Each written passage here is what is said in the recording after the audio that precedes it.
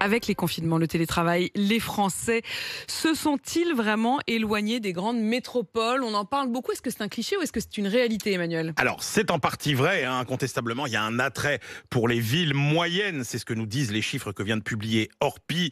L'exemple le plus flagrant, c'est Limoges. Limoges, figurez-vous que le nombre de ventes a progressé de 30% depuis le début de l'année à Limoges et que les prix sont en hausse de 17%. Plein de villes moyennes connaissent un très fort regain d'intérêt. Par exemple, Valence, Orléans. Là, en 7 jours, vous êtes propriétaire, vous trouvez un locataire. Mais ce sont les communes rurales qui connaissent la plus forte croissance, plus 6,4% en 12 mois. C'est ce que nous dit une étude de Meilleurs Agents. 33% des biens partent au prix espéré par le vendeur, c'était 21% seulement en 2019. Est-ce que ce sont les habitants des grandes villes qui font grimper les prix? Non, et ça c'est la surprise. Par exemple, à Limoges, alors c'est 14% d'acquéreurs parisiens, 10% de Bordelais, 54% de locaux. Donc pour une fois, c'est pas la faute des Parisiens. Non, c'est pas la faute des Parisiens. La faute des Parisiens. C'est pas la faute des grands métropolitains. C'est en fait le marché local. Parce que ce qui s'est passé, c'est qu'en fait, on n'a pas vraiment d'exode, mais on a beaucoup de sauts de puce.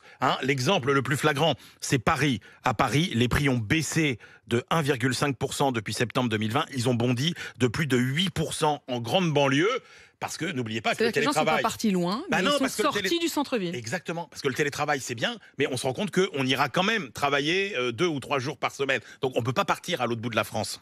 En revanche, l'engouement pour les maisons se confirme. Absolument. L'appétit des candidats à la propriété pour les maisons explose à tel point que leurs prix ont augmenté 2 fois plus vite que ceux des appartements. Et ça, c'est vrai dans toute la France. C'est un contexte aussi qui est très favorable aux résidences secondaires. Là, la crise a accéléré un nouveau concept. C'est la résidence semi-principale. C'est plus la résidence secondaire. La résidence semi-principale. Plus de 6 télétravailleurs sur 10 déclarent avoir passé plus de temps dans cette résidence secondaire devenue semi-principale durant la crise que dans leur logement principal. Donc on a même créé des nouveaux concepts à suivre. Vous nous raconterez d'ailleurs, vous qui nous écoutez, votre nouvelle façon de vivre avec ce télétravail. Si vous réussissez à trouver une sorte d'équilibre, on verra si ça se pérennise. 7h26.